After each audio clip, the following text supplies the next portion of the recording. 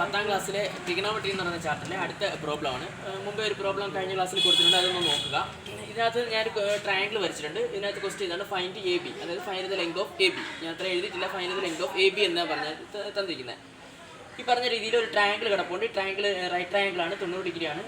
ഇതേപോലെ തന്നെ ഒരു ആംഗിൾ തന്നിട്ടുണ്ട് 60 ഡിഗ്രി. ഇതിനകത്ത് നമ്മൾ കിട്ടപ്പോഴേ ആദ്യം എഴുതേണ്ടത് ഹൈപ്പോട്ടനീസ് എഴുതുക. അതിനുശേഷം ആ ആംഗിളോട് ടച്ച് ചെയ്ത് കിടക്കുന്ന അഡ്ജസൻറ്റ് എഴുതുക. അത് ഇതിനോട് ചേർന്ന് നടക്കുന്നതാണ് അഡ്ജസൻറ്റ് എന്ന് പറയുന്നത്.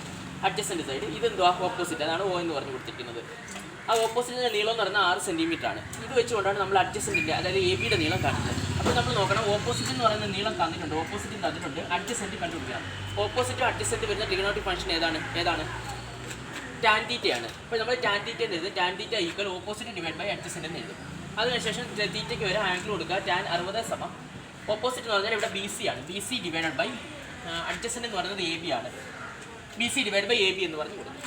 അതിനുശേഷം ടാൻ 60ൻ്റെ വില എഴുതും. ടാൻ 60 തന്നെ √3 ആണ്. അത് നമ്മൾ ടേബിൾ കൊടുത്തിട്ടുണ്ട്, നിങ്ങൾ പഠിക്കുക. അതിനുശേഷം ബി സിയുടെ നീളം അവിടെ തന്നിട്ടുണ്ട്, അത്ര 6 ഡിവൈഡ് ബൈ എന്തുവാ എ ബി എന്ന് പറഞ്ഞ് എഴുതും. അതിനുശേഷം നമ്മൾ എ ബി ഇഞ്ഞ് കൊണ്ടുവരും, ഈ √3 ഇഞ്ഞ് കൊണ്ടുവരും. അപ്പോൾ നമുക്ക് എ ബിയുടെ നീളം ഇത്രയും സെൻറ്റിമീറ്ററിനാണ് നമ്മൾ എ ബി എന്താ 6/√3 സെൻറ്റിമീറ്റർ കിട്ടും. പക്ഷേ നിങ്ങൾ കുറച്ചുകൂടെ ചെയ്യുന്നതായിരിക്കും നല്ലത്, കാരണം അതിൻ്റെ കഴിഞ്ഞിട്ട് ബാക്കി ചെയ്യുന്നതിന് മാർക്ക് ഉണ്ടായി.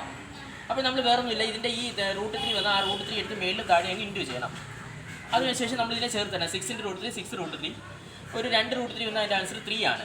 കണ്ടല്ലോ, 2 √3 വന്നാൽ ആ നമ്പർ എന്നെ എടുത്ത് എഴുതിയാൽ മതി. എന്നിട്ട് ഈ 6 3 കൂടെ വെട്ടുന്നതാണ്.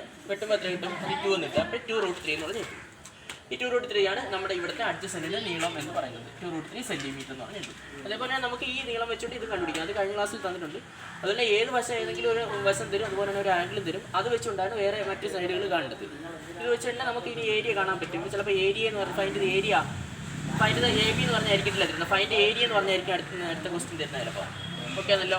നമ്മൾ അത് വരുന്ന വീഡിയോസിൽ നമുക്കത് ചെയ്യാം.